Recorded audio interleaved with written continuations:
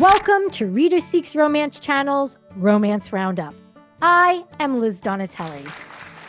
And I'm Libby Kay, author of the sweet romance series Buckeye Falls. Libby and I share must-read friends to lovers romance books. And Libby and I chat with USA Today best-selling romance author Meghan Quinn about her friends to lovers rom-com, A Long Time Coming, book 3 in her Kane Brothers series. Watch Romance Roundup on Reader Seeks Romance Channel and subscribe on YouTube. Listen to Romance Roundup on Podbean and all podcast apps. Libby, let the roundup begin. Giddy up, Liz, here we go. So my first one is Would You Rather by Allison Ashley. This came out in August of 22 from Mira. This has some of your favorite tropes in it. Obviously, friends to lovers. It's a marriage of convenience. And then it has one that has been popping up a little more, the hurt comfort trope, whereas one of them to take care of the other. It's one of those tropes that I usually don't gravitate towards because I feel like it can be like a bit of a power imbalance, but Allison Ashley handles it brilliantly. So this book, the general premise, we have Noah and Mia, and they've been best friends for years. And these are, they complement each other well. They have a really good rapport. Noah is going through an upswing. He just got a promotion at work, whereas Mia seems to be a little bit stuck. She is waiting for a kidney transplant. She really doesn't like her job, but she stays there for the insurance. But she's always wanted to go back to school and pursue her dreams. So this is where the story gets good. This is where Noah suggests that he and Mia should get married so she can have his benefits and health insurance, and then she can pursue her dream. And of course, shenanigans will ensue, and this is not going to be the cut and dry situation they both think it will be. The reason why I really love this book and why I'm recommending it as a friends to lovers is, and this is going to sound funny, but these are people with real problems. And I really like that, Mia's going through a very serious health condition, but she's still, living her life to the fullest. And Noah is going through some grief of his own. And so they're kind of simultaneously falling in love and, working through things.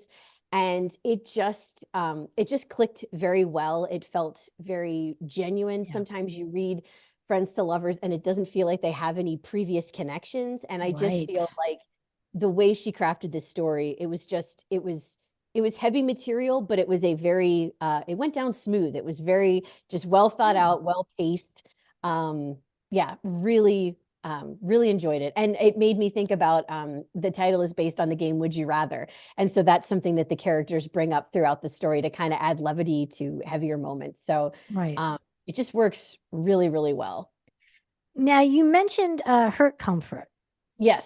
So whenever I hear about that trope, I always think of Munchausen syndrome by proxy. Yes, where the person is keeping you sick, and usually it's a mother with a child. So I always feel a little like uncomfortable. Like I understand how it's used in books. It's usually like, oh, the person came down with the flu and they need help, or they passed out at work, and the work friend brings them to a hospital, and then they develop a romance or something like that.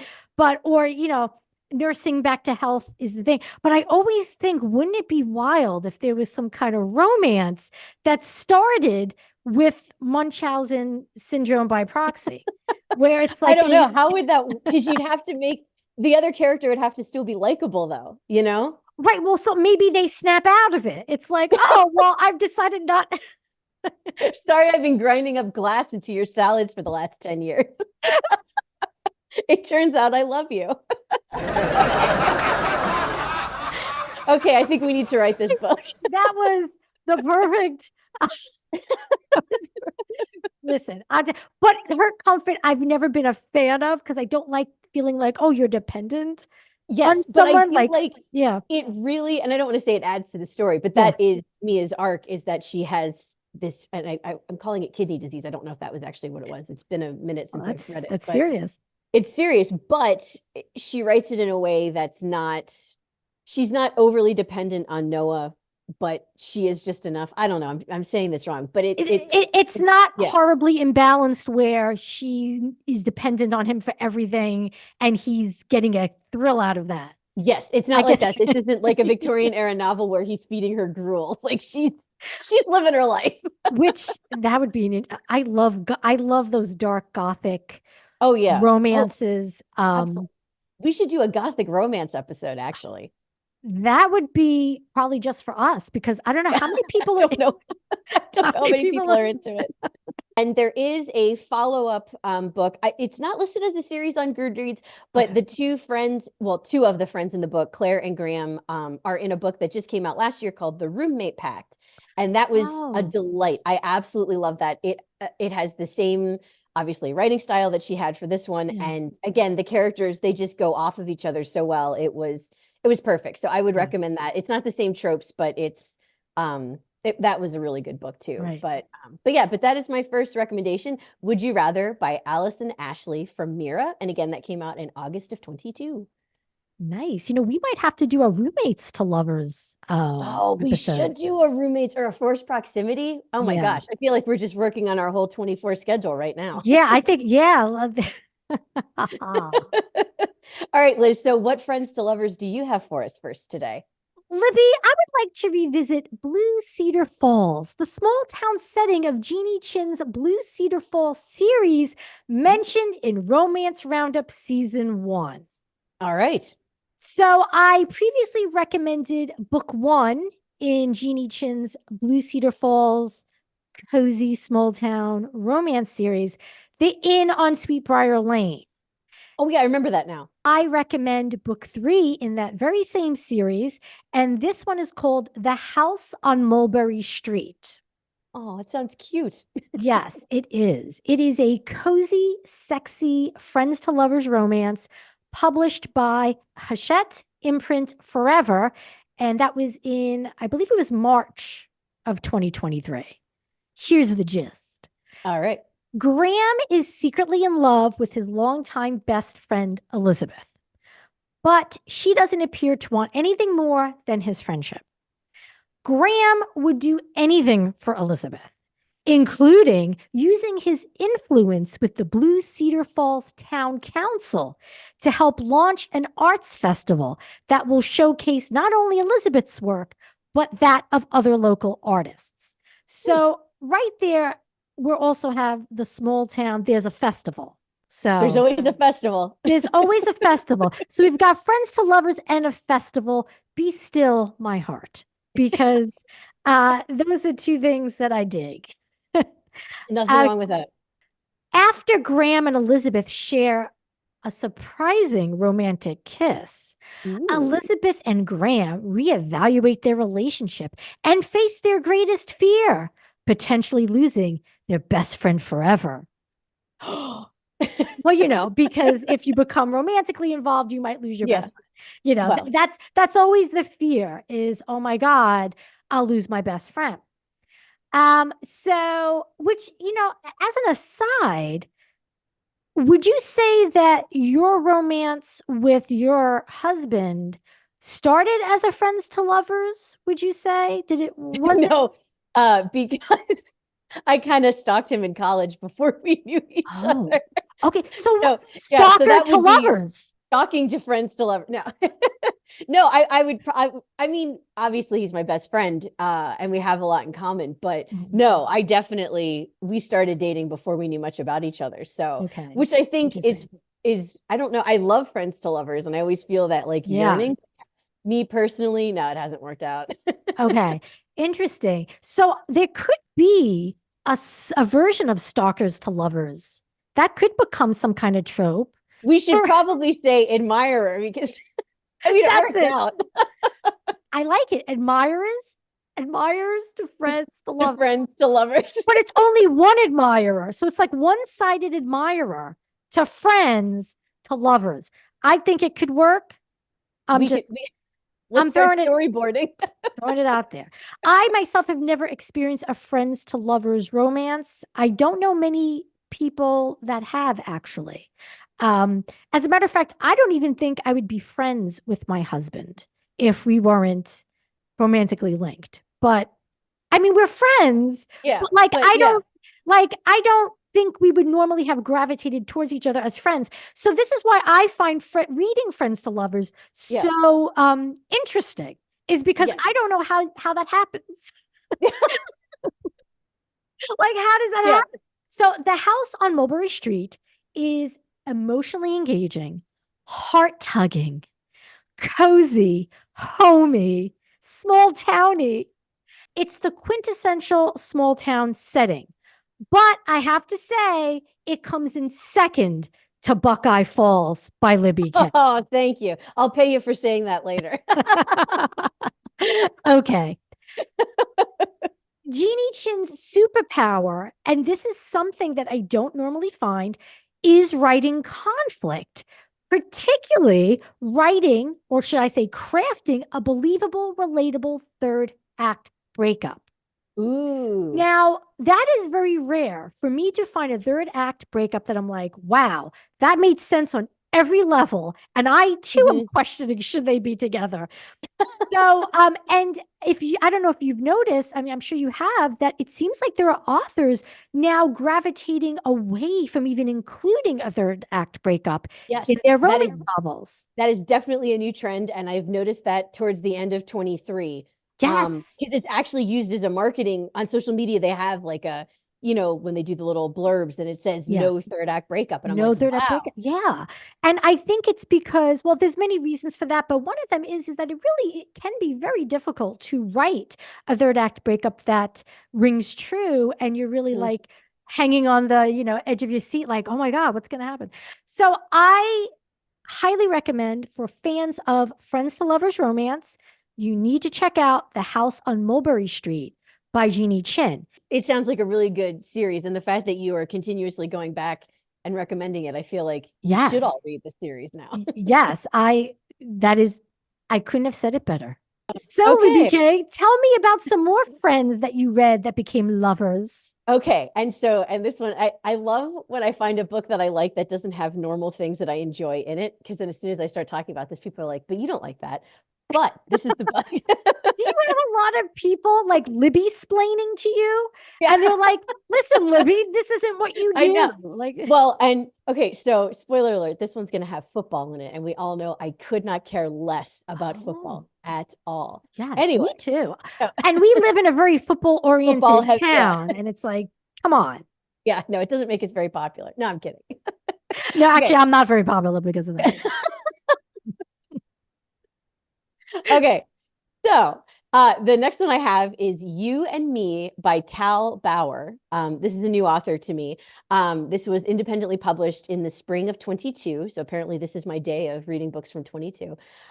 This is a standalone, and the tropes include single dad.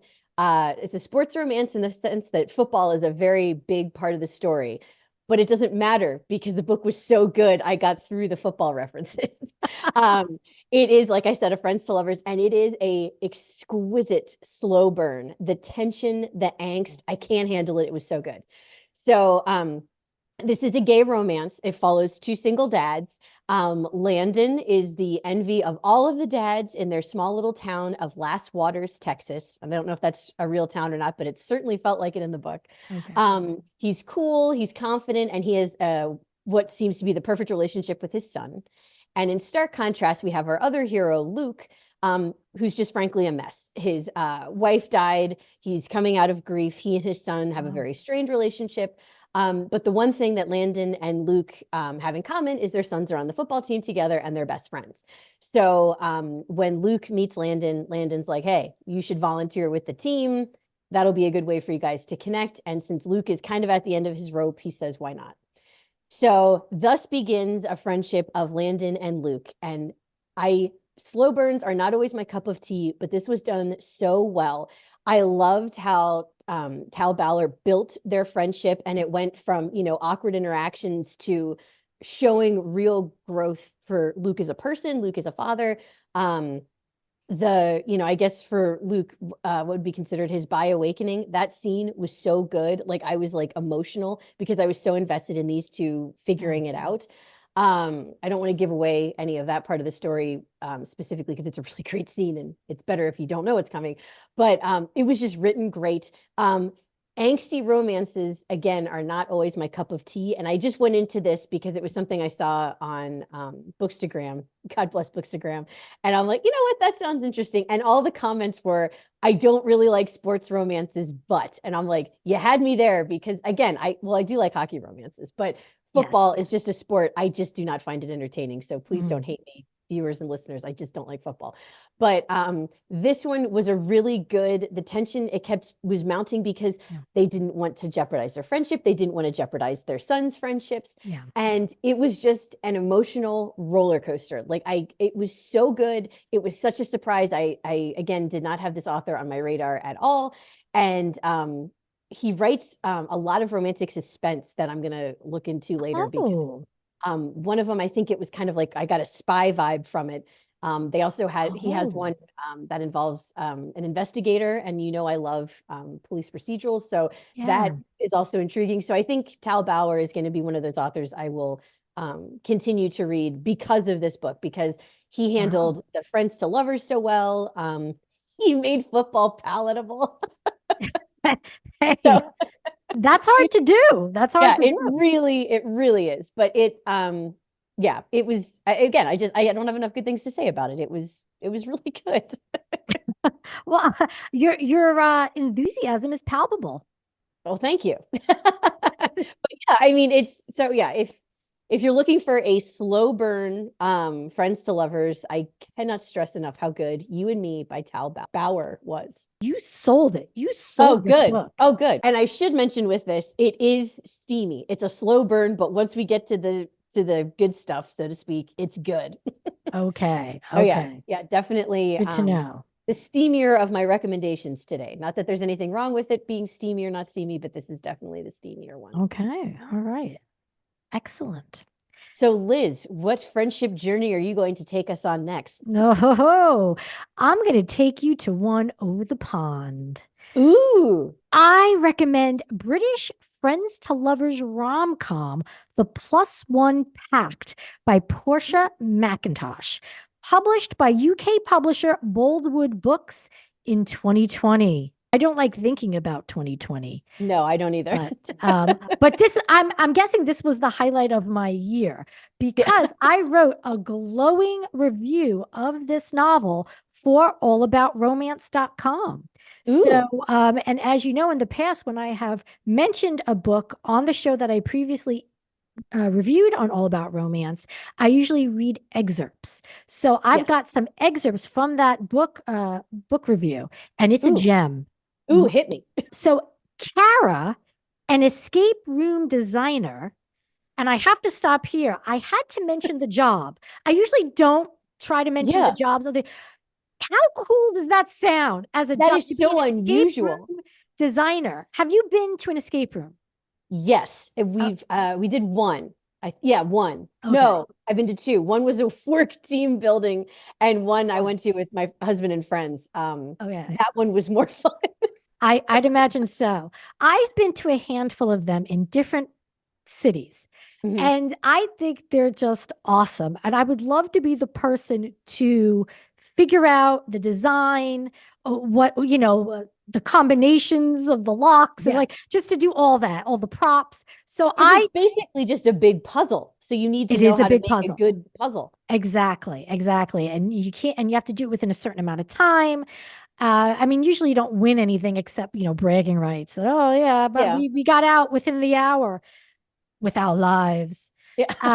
And there is mention in parts, like Kara's job is alluded to in the novel, so it's kind of cool. Oh, that's cool. Because it talks about something she's designing. So I had to mention that right off the bat, is that that's just a super cool part of this book. No, And that is cool. so Kara wants to bring a date to her high school reunion and to her annoying cousin's wedding. So she's been doing a lot of online dating and basically going out with the dregs of society. there's there's nobody that's really like appropriate. So we meet her getting stood up at a bar. So She's kind of feeling sorry for herself and she's upset. And she strikes up a conversation with Joe, Joe Mills, aka Millsy. So he goes by Millsy for a lot of the book. And it keeps making me think of Banksy, that Yeah, yeah. the street artist. So anyway, Joe is very fun loving. He's very kind because he sits there and talks with her because he sees that she's been stood up. And he's a super confident guy. And Kara isn't so confident. So she's very drawn to that and kind of wants to learn, how do I get that in my life? So Millsy reveals in chatting with Kara that he also is looking for a plus one. He has a number of social engagements coming up in the summer. This is set, I think, pretty much in spring and summer. So Kara and Millsy decide, let's become each other's plus ones. So, in preparation for these upcoming engagements, his and hers, they developed a fast friendship. As Millsy and Kara spend time together dealing with party mishaps and the perils of family gatherings, they come to realize that love comes when you least expect it. Oh, I know, right? The plus one pact is an absolute delight from beginning to end.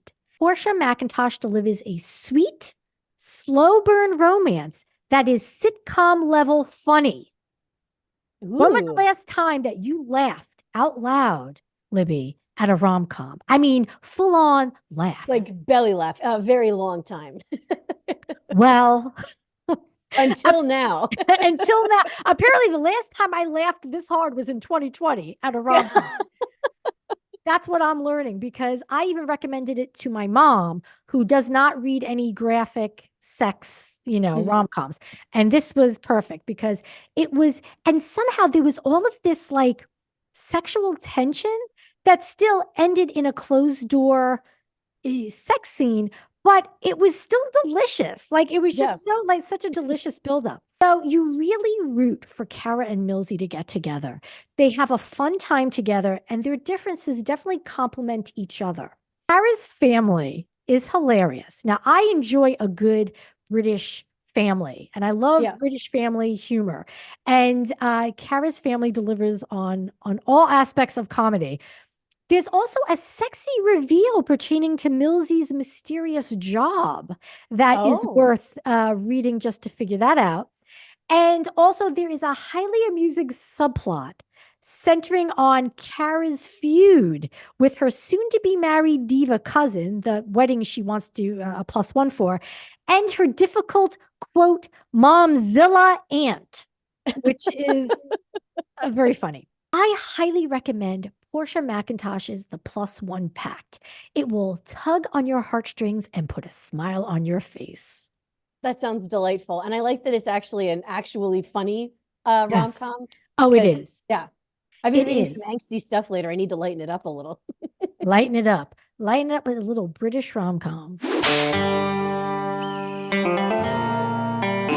USA Today bestselling author Meghan Quinn joins Romance Roundup to discuss her Friends to Lovers rom com, A Long Time Coming, a book that Libby and I absolutely adored.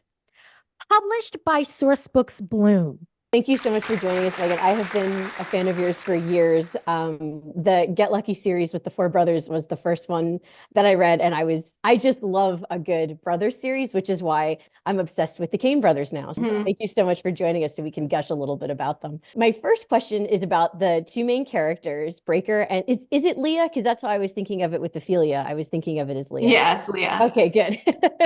So with Breaker and Leah, their friendship was so well developed, specifically with their nerdy interests.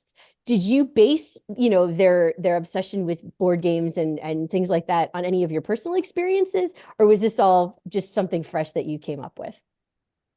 So I am a bit of a like board game nut. I feel like not to the extent of Breaker and Leah, but my family loves doing games after dinner. And so we have like a closet full of different games. They're children's games right now, but a lot of them are cooperative, which like You want I that like, element of competition? yes, I prefer something competitive, but my wife is like, it's so nice to have cooperative games. I'm like, oh. But I actually purchased a few of the games that they play in the book so that I could write about it and know, like, have Yeah. some sort of idea of how to play it. And so that was kind of fun. I enjoyed that. But I felt like, as a friends to lovers, you have to pick something that they can really talk about and bond over. And Mhm. I thought that Scrabble was like the perfect way to start it off. Yes, it was. My husband's a huge Scrabble fan and I am terrible at it. So it's actually something we don't play a lot because he's very competitive and I'm more of a everybody's a winner person. So I really liked they were both really competitive with it because I wish I could be better with I have to interject that Scrabble was part of my courtship too, Oh, with no with way. with Really? my husband Tom, and that's where I learned that he's very competitive. And I'm like, I'm competitive with myself, not with other people. And I realized that he has an extensive vocabulary of long words, and I found that very attractive. So, Yeah. I really loved the opening with Scrabble. So, okay, I'll go away now, but I just had to say Yeah. that. I just that was one of my favorite parts was just their friendship felt very authentic. And one a movie I haven't thought about in a while until I read this book is My Best Friend's Wedding. And I was Mhm. curious, obviously there's some parallels, and I don't want to get into spoiling anything with the story, but is that a favorite movie of yours or just something that again you just thought might be fun to include for this book? It is not a favorite of mine, which is funny because I don't like how it ends. I Yeah, wish Yep. that they were together. And yeah. so when I was writing this one, I was like, you know what? I'm going to write it wrong here. And obviously keeping them together. But I do like the tension of that movie that it Mhm. provides for the viewer, and the unknown. And like, I get it, like the way that it ended. But I wanted to end it my way, which I think was great. But moving into this series, I really wanted to play off some classic rom-coms that have filled me with a bunch of joy. Mhm. And so when I first did Pretty Woman for Not So Meet Cute, I was like, oh, this is just so classic. And like, it's a twist, it's a spin. It's not even close to being like verbatim. There's like little points that you could be like, oh, okay, like I get it. Yeah. And so when I started writing So Not Meant to Be, which is the second one, I pulled out one of my all-time favorites, enemies to lovers, friends to lovers type situation, which is When Harry Met Sally. Mhm. And I love that movie more than Yes. anything. So good. And then so with the third one, I was like, oh, what should I do? What should I do? And that's when I was like, you know what? Let's make this right. Let's do My Best Friend's Wedding, but give it the ending it deserves. Yes. Yeah. And Liz and I Yes. were actually texting while we were reading it. And Yes. she said, if they don't end up together, I'm going to rage. I'm like, no, I also had to like skip ahead and I'm like, this is going to be what we think it is, right?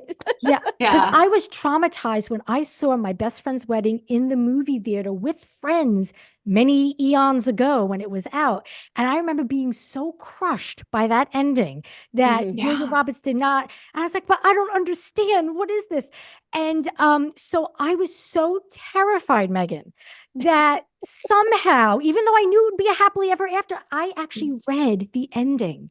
Like when I like midway through, I was like, I got to be reassured. I have to be reassured that they end up together. So yes, yeah. Libby and I were just texting. I was like, I was Yeah. so afraid. Liz, you cheated. Yeah. I know. I had to, Megan. I had to. I was so invested. I said, I cannot be crushed. And I know it's going to end. It's a romance. It's the happily ever after. But I was like, I still have to be reassured. I'm still, Yeah. but It'll yeah, always be a happily ever after for me. Even if I take you on a bit of a wild ride to get there. I'm working on a book right now, that is a friends to lovers currently. Ooh, yay. And oh, nice. it's I feel like it has like some sort of love square going on. And Oh. I was like, oh, I hope readers aren't gonna like think that this is gonna be anything other than what they expect. Because I will like usually always, okay. If there's two points of views in the book, it'll always be those people who get together. Always. Right. Yeah. Oh, that's a So good point. Okay. yeah. So it'll never end Right. poorly. I'm just going to like torture you along the way, Oh yeah. basically. Yeah. Well, and speaking of torturing us, I have to say, and this does not mean I don't love my mother-in-law, but the Beeve was brilliant in every scene, like over the top, but just perfectly so. And I'm not going to ask if that's based on real life inspiration, but like, is that it gave me, speaking of movies I haven't seen in a while, it gave me Monster-in-Law vibes. Was that a Oh movie that yeah. you've seen that you were Yeah. thinking of? Because for sure, like every scene, I'm like, oh my God, Jane Fonda in my head. Yes. There has to be some sort of villain, right? Like when you're constructing a book like that, there has to be some sort of outside source that is not making the friends come together. Mhm. And sometimes or maybe a lot of times in Friends to Lovers, it's, oh, I don't want to like ruin our friendship type situation. You Mm-hmm. know what I Yeah. mean? But I think, having an outside source of I'm getting married to someone else, and maybe having that villain like clue into them, being like, oh, hold on a second, I don't have to be treated this way. Yeah. No, that was perfectly done. Love that Yeah, I love character. her. And I also love like somebody who like I talk about this with my wife all the time. Like one of my favorite characters in TV is Karen from Will and Grace, just Yes. because I think like she would have been the best character to play as an actress. And because she Mm. says things that I would never in my life ever consider doing or saying. Yeah. And so it feels so free to be able Mhm. to like have that like moment as, an actress. And so when I'm writing, I'm kind of like, ooh, who can I pretend to be like in my head that I would never be? I would never say these things. I would never do these things. And so the Beeve was the person for me. Yeah. Well, beautifully written. She was fantastic. I love to hate her. Yeah. Perfect. So, the Kane brothers in general were a delight to read, and I love how you actually have LOL moments in the book, like their interactions. I felt like that was very genuine. Do Mhm. you, as an author, enjoy writing series more than a standalone because you get to spend more time with the characters? Standalones, I prefer a standalone series. So Mhm. technically, you could read these books out of order and it wouldn't matter really. I mean, everyone knows that there's going to be a happily ever after, Mhm. like with my books of romance. And so, I like being able to carry the characters. At this point in time in my writing career, I would say that I have one big series. So under the Meghan Quinn universe is what my Mhm. readers like to call it. Um, it has now become so twisted, and everyone knows everybody, and everyone's a fan of everybody. And you get these cameos constantly throughout my books because I've Yeah. I've written so many that I started thinking like, oh, I need someone that they would like to listen to, and it's like, oh, I have a rock star that they would like, or Yeah. like, oh, I need someone who likes these kind of books. Oh, I have an author that I've written about that I can bring back. And just certain things, are like their favorite baseball player, or things like that I can add cameos into my books. And so, I mean, sure, they're all like part of their own series and standalones, but it really is just one big umbrella and they're all connected. Like readers will remind me that like, oh, they were roommates back in college, but they're in two different series. And I'm like, oh crap, you're right. Like, like I have people making like charts for me to remind me like how everyone's connected in some sort of way. I feel like it's like a Megan Quinn org chart.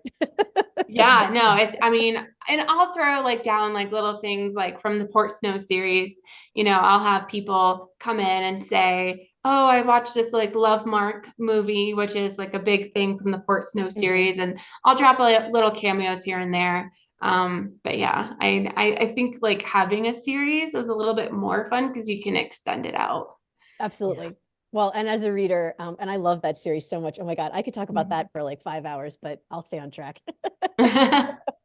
No, they were perfect. But and I have actually read the Kane Brothers series out of order. I read this one first and now I'm reading Huxley. And I like how similar and yet different they are. And I know it's like picking your favorite of your children, but did you like writing, Breaker, Huxley, or JP more, or when you were writing, they just all have the same vibe for you?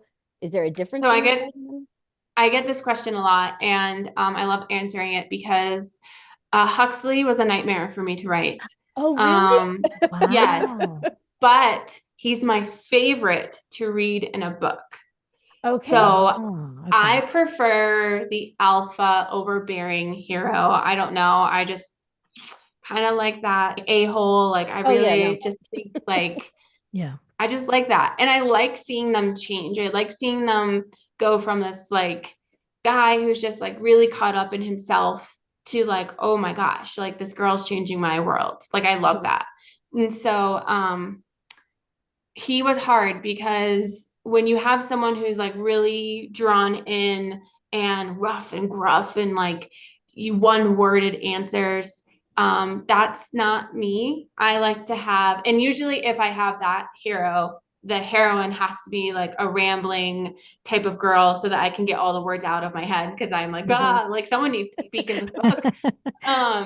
And so it's hard for me because I like to be sarcastic. I like to have banter in my books. And when the hero is really just kind of alpha and doesn't like to talk much, it's difficult. It's difficult to rein back what's in my head.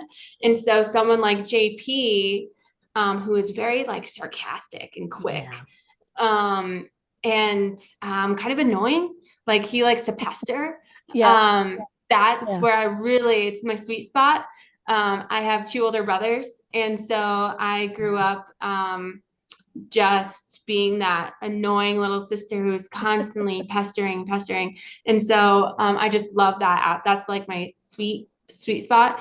And then where Breaker is concerned, he also is funny, but he's very sweet and kind. And so for him, it was more about not being as like sarcastic as JP would be, but still having fun, but keeping it in like he's the sweetest guy in the world. And so I would say like JP's the easiest. Breaker was second. Huxley is like, oh, whenever I have a Huxley character, I'm like, come on, Megan, you can do it. You can do it.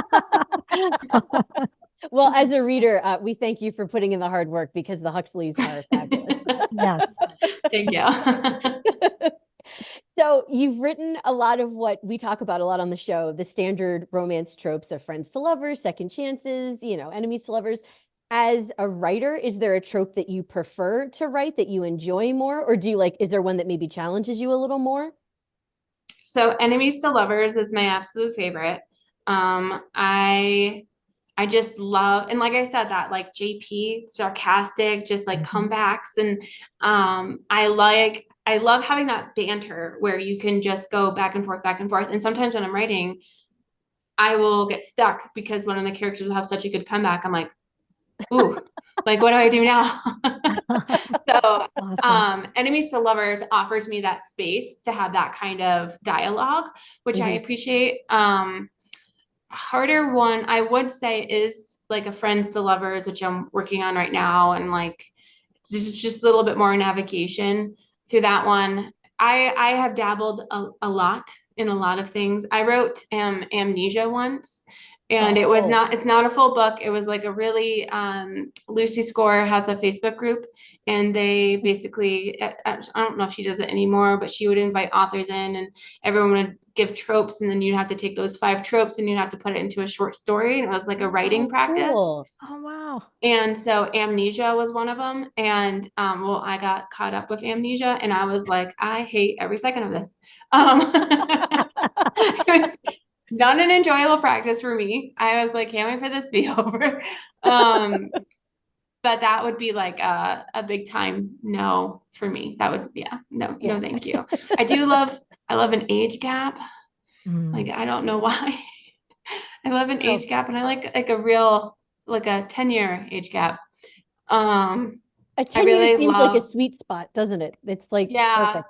Yeah. yeah, Anything more than 10. Yeah. yeah, I've been sitting on an age gap for a while, trend of my own. And I do, best friend's brother type situation. Yes. Or brother's best Uh-huh. friend's sister, like one of those, Yeah. like a little bit of forbidden type stuff. Yeah. Yeah, I like Would you that. ever But write enemies to lovers.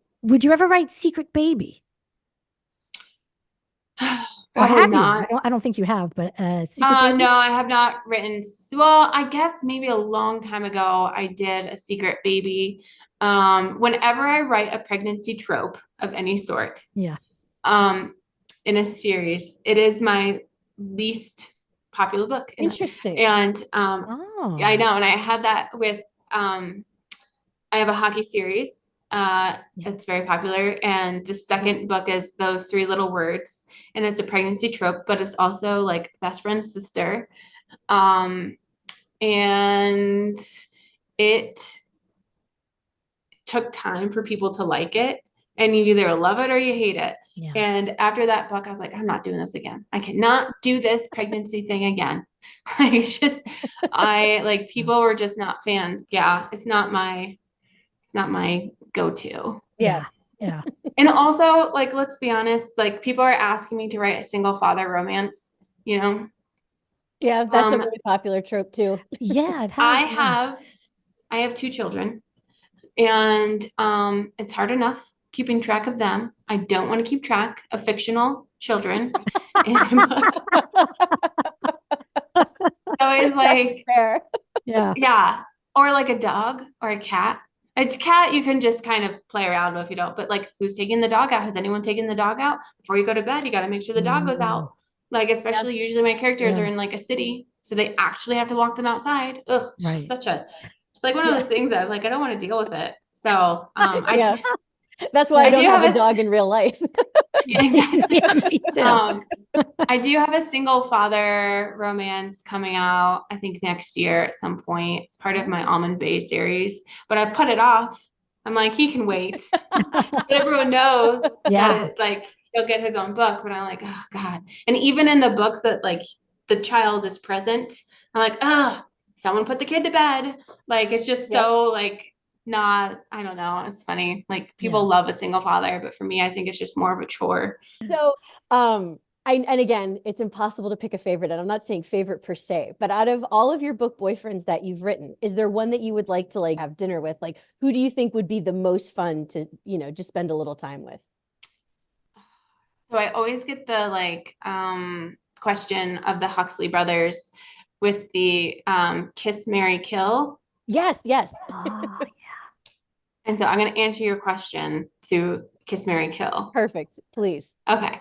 okay. So unfortunately, I would kill Huxley, which I feel like is surprising because I Yeah. have said that this is the guy that I like to read. Right. In real life, that's not the guy I want to deal with. Yeah. Very true. I think that I'm too sarcastic and too I think we would clash. I think he would be like, "You're annoying," and I'd be like, "Why aren't you laughing?"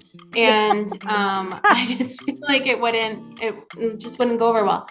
I would kiss JP because I think that we would just have a good time. But then I also think that since we are both very sarcastic human beings, I think there might be some competition in that, and it's like one upping the other, and I just don't know if we could deal with that. And so then that would bring me to Breaker and who I would marry. I think he is the marrying type, and I think we would have a great marriage. I think we'd play games all the time, and he would tell me how lovely I am. And yeah, I think Breaker would be it. I think that is a perfect answer in my opinion. Yes.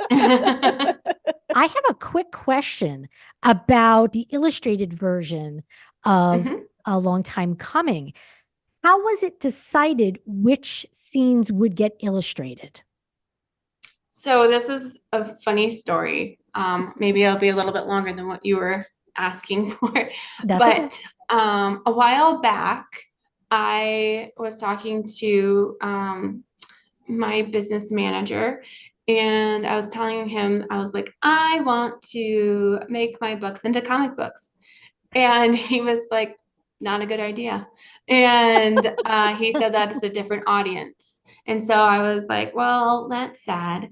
I was like, I just want people to be able to see in my head what to see what I see in my head. Right. And my kids, we read to our kids every night. And they get to see pictures all the time. And I'm like, that's not fair. They should be able to see, my readers should be able to see pictures.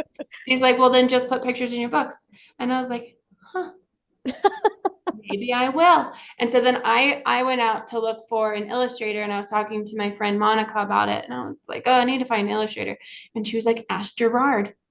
And Gerard is her brother-in-law. And Gerard also is known for drawing animals for his Etsy shop, animals in like sailor caps. He he drew pictures of my two animals, my cat, my dog who passed away. I have them right there. And that's what he does. He just likes to draw animals. And I was like, Monica, that's cute, but I'm not looking for a boxer in a sailor hat. I'm looking for like party man here. And she's like, he can do it. He can do it. And so then I was like, fine, we'll test him out. And his first illustration, I was like, oh my God, it's so great. And then I was like, oh wait, no, this is not like the style I'm looking for. And so he went through a bunch of different styles. And then once we settled on something that actually worked, I was like, okay, now I have to go through the book myself and pull scenes and find out what scenes I thought would work best to be illustrated. And so I tried to pull points in the book that I thought were important or funny or sexy, something that was, more of like that a reader would want to see in their head. And there's some that Gerard and I had to just get real close, and I had to be like, this is what's going on, okay? What are they doing? He's received a full education now. Yeah. But at first I'm like, I type out on like a Google Doc what I would like, and I give an excerpt, and then I'll be like, don't judge me, but this is what they're doing. The ladies like it, okay? Yeah.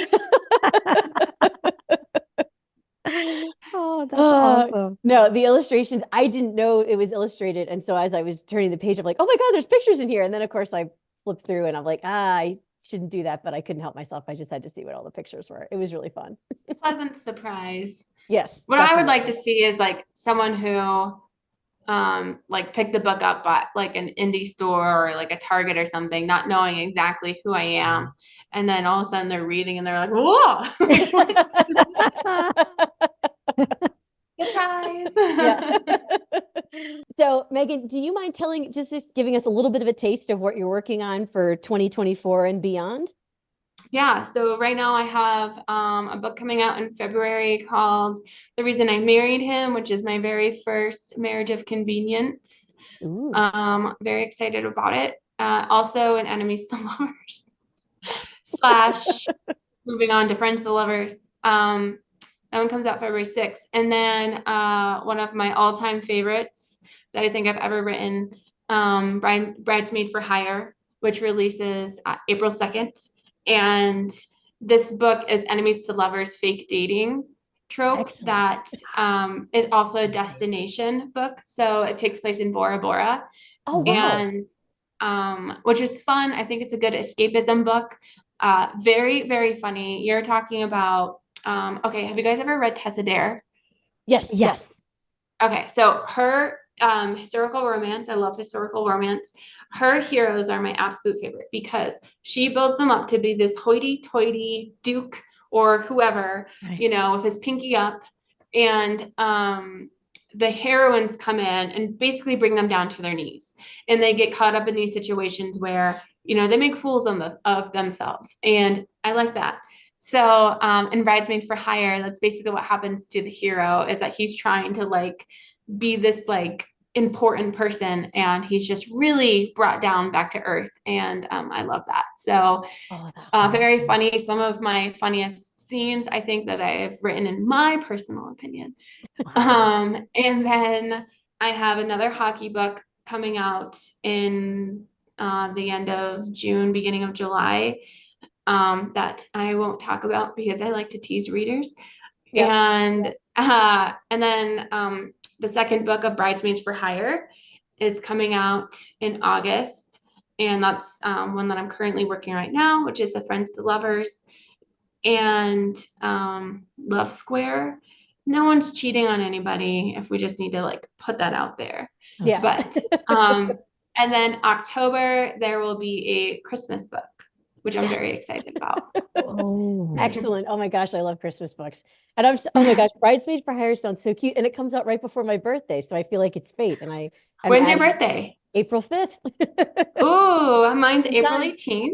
Oh, yay. Is that an Aries or a Taurus? I'm so bad with the It's an Aries. All right, excellent. Me too. Well, Meghan, our last question, if you don't mind sharing your thoughts, is this episode is all about Friends to Lovers. So as a reader, is there a Friends or Lovers book that you have read or an author that you gravitate towards when you're craving that trope that you would recommend to our listeners and viewers? So the most recent one that I read, and maybe you guys have read this too, because I think it had some viral TikTok action, was The Nanny by Lana Ferguson. I've seen it. I haven't read it yet, but I have seen it everywhere. Right. Yeah. Yeah. So that one I appreciated. I thought that one was really good. And it has some really good like sexy scenes in it and like a good Friends to Lovers solid trope. Okay. Awesome. All So that is right. now on my TBR list. I know. I mean, if you're recommending it, Meghan, then it's as good as read. Yeah. Yes. I love that one. One of my like favorite enemies to lovers, not that you asked. No, please. Was anything you're willing to share. Do tell. You Deserve Each Other by Sarah Hogel. Have you read that one? Yes, love that book. And we live in Ohio and she's an Ohio author. And so I got to see her at an event like a year ago. And yeah, love that book. And she's so sweet. And yeah, that's a great book. She gave me like a complex. I was like, wish I was this clever. Trust me, you are both very clever. There's a reason that my shelf is filled with your books. Thank you. Well, thank you so much for joining us, Meghan. I really enjoyed reading your books, and it's been lovely talking to you and hearing about what's coming up. I feel like 2024 is the year of Meghan Quinn. Yes, at least in my life it is. Yeah. Yeah. Let's hope so. Yeah. Thank you for having me, you guys. Thank you so much. Well, that's our roundup. Watch Romance Roundup on Reader Seeks Romance channel and subscribe on YouTube. Listen to Romance Roundup on Podbean and all podcast apps. Thanks for joining us, romance readers. Happy reading, everyone.